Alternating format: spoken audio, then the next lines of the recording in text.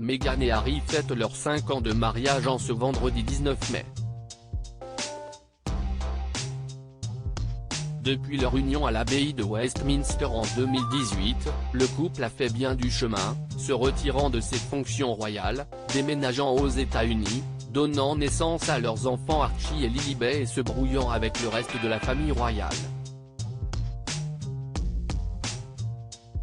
Un article du Télégraphe paru en ce vendredi note que lorsque les Sussex vivaient en Angleterre, Harry, dans son élément, aidait Meghan à se familiariser avec la vie de duchesse et avec les Windsor.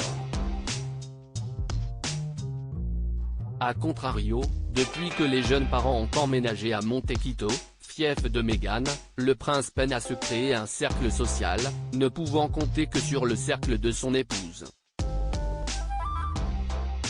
Pire encore, ses amis restés au Royaume-Uni ne lui adresseraient même plus la parole. D'après nos confrères, bon nombre de ses anciens amis se sentent encore peinés d'avoir été gauchetés par Harry après son mariage avec Meghan. Plus personne ne lui parle vraiment, et même les gens qui sont restés à ses côtés coûte que coûte à l'époque ont récemment commencé à s'éloigner parce qu'il est constamment négatif, a révélé une source. Il se plaint souvent et s'intéresse peu aux autres. Ces mêmes gens étaient restés auprès de lui parce qu'il reprochait à Meghan de l'avoir isolé et coupé de ses amis et de sa famille. Mais il n'a rien fait pour changer cette situation. Désormais, il le voit comme une cause perdue.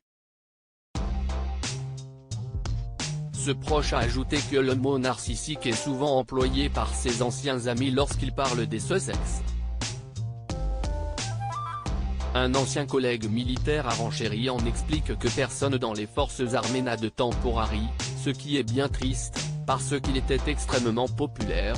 On peut blâmer Meghan, mais il s'est causé beaucoup de tort à lui-même.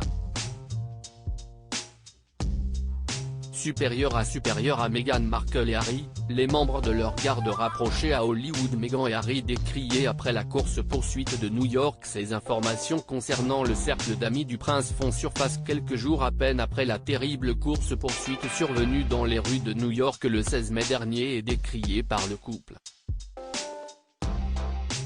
Alors qu'il quittait la cérémonie des Women of Vision Awards, Meghan, sa mère, Doria Ragland, et Harry auraient été poursuivis sans relâche par des paparazzi qualifiés de très agressifs par leur porte-parole Omid Scobie.